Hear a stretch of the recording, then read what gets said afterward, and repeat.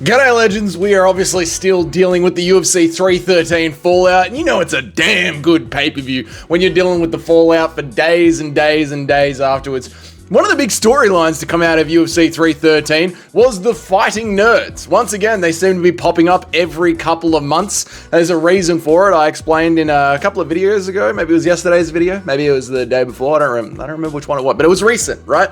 It's called the brother effect in MMA, except obviously these guys seem to be doing it twice as fast with four of them, you know? Sorry, Bruno Brazil, but it is what it is. The four of them are doing amazingly. So today, I think what I'm going to be doing is ranking the fighting nerds, but I'm just going off favoritism here. Favoritism, okay? Who is my most favorite to least favorite fighting nerd? This isn't a most skilled tier list. That would be incredibly interesting to do with the fighting nerds. They have a very diverse and wider range of skills. They're just an amazing gym.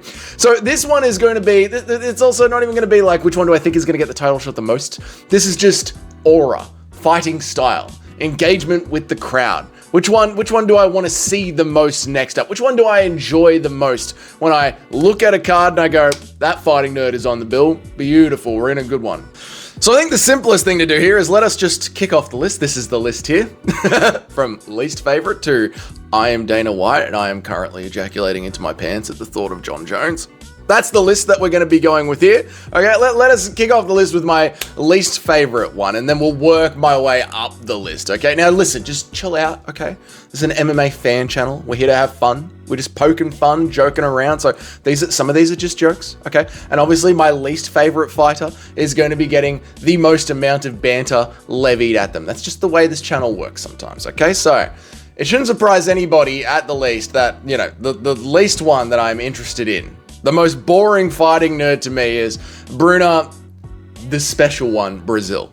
And who knew that the special one would live up to her nickname so well? We could be talking about a team that's like 18-0 or something in the UFC. I don't know, I haven't checked. But we could be talking about a team that's on an unbelievable run in the UFC. But unfortunately, we have our little special one of the team. Our little special one, Bruno Brazil. Yeah, she's that special little DEI hire of the fighting nerds. You know, imagine having anything in 2025 that's just for the boys, you know? Disgusting, misogynistic, just a team full of men. How dare we even talk about it, right? Like asking for an all-male gym where women can't come in and film themselves in the squat racks wearing G-strings, you know? Impossible request!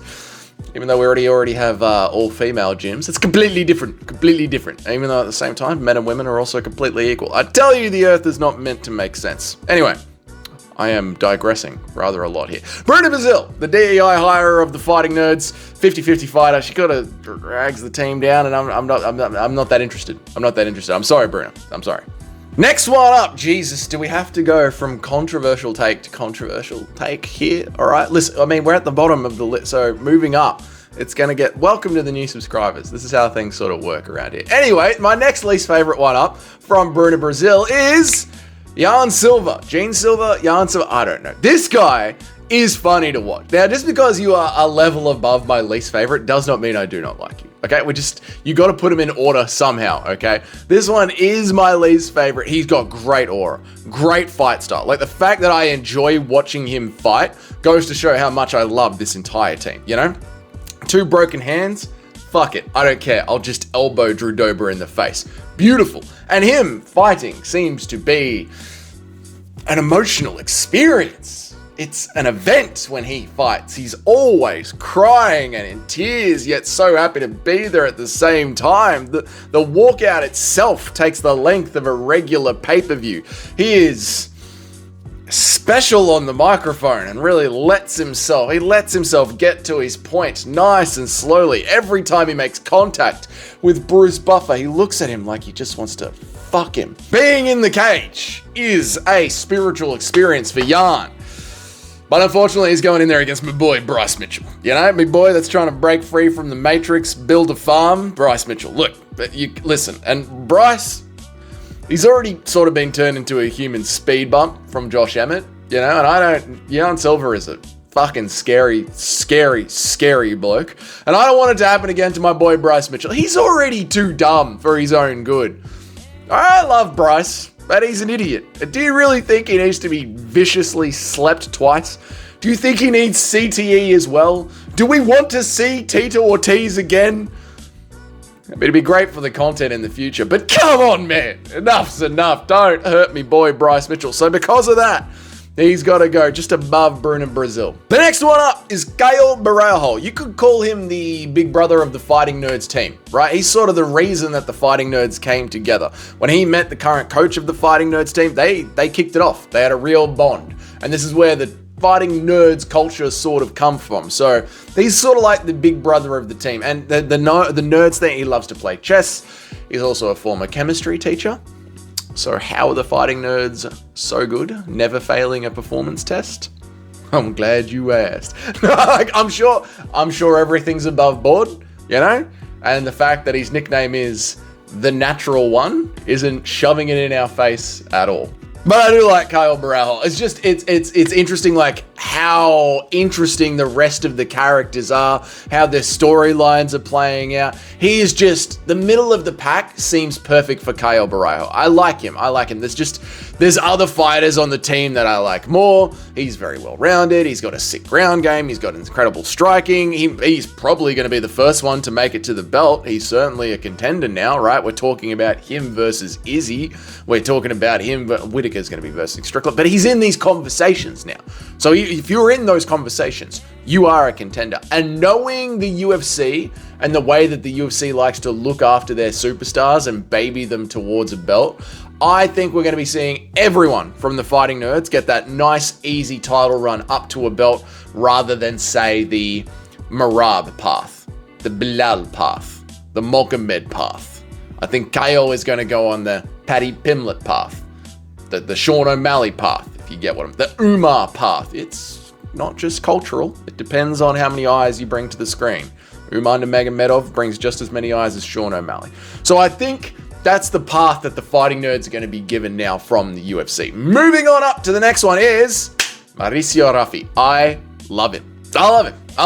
He makes me feel nostalgic inside. Watching Mauricio Rafi fight, it's like eating a good old bag of member berries, you know? Remember Conor McGregor? I remember Conor McGregor. Like, that's what it's like, just tasty member berries watching him fight. It's so good. I guess for me, it's because I'm a Conor McGregor boomer, right? I am a McGregor baby.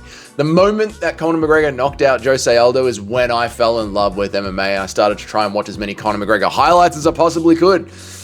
And yeah, he does. It feels like he doesn't have the personality of Conor, which is maybe a good thing, right? But he has the fighting style. He fights in a way that I enjoy watching so goddamn much. And what is so good about him not having the Conor McGregor personality is he might not go down the Conor McGregor path, right? Because there is a sad irony to the success that Ruffy is going to have. It proves that Conor could have stuck to his original style before the Mayweather fights, and we could have had a successful, competitive, locked-in Conor McGregor all the way up to 2025. If he had just stuck to his original words, you know, partying is evil for the soul, or something along those lines. Partying's bad for the soul, or something. You know what he said.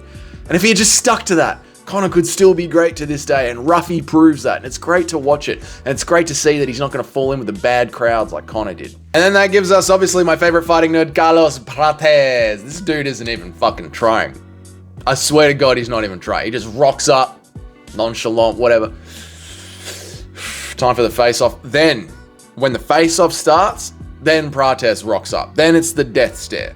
And then he gets in the cage, and I swear to God, he sleeps at night with his fists sitting in buckets of petrol. The dude has fists like Tom Aspinall, the greatest fighting force the world has ever seen. This dude touches you and you go to sleep. Then he goes backstage, he has a couple of gaspers, punches down a few durries, has a couple of darts, smokes on a few British cigarettes, if you know what I'm saying.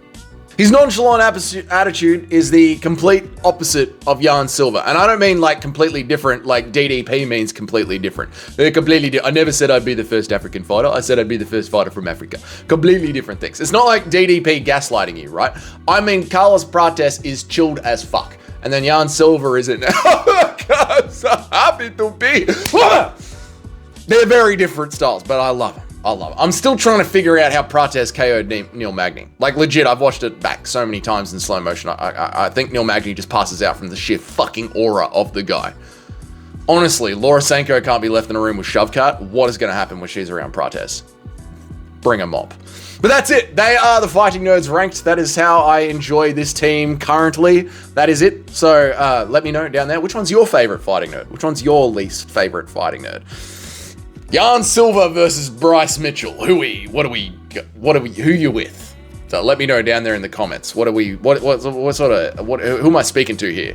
You know, Jan fans, Bryce fans, let me know down there in the comments. If this is your first time here, g'day, my name is Dougie. I try and make an MMA video every day of the week, Monday through Friday, and I go live at least 3 times a week. If you want to know when all of that happens, please hit that subscription button and that notification bell. If you enjoyed this video, please give it a like to help it boost up in the algorithm. It means a lot. I should be pushing likes more. Likes matter a lot, so please leave it a like. I would really appreciate that. And if you're one of the paying members of the channel, thank you so goddamn much. Your names are up on the next slide. And until then, I'll see you all in the next one. You guys have a good day. See you, boys.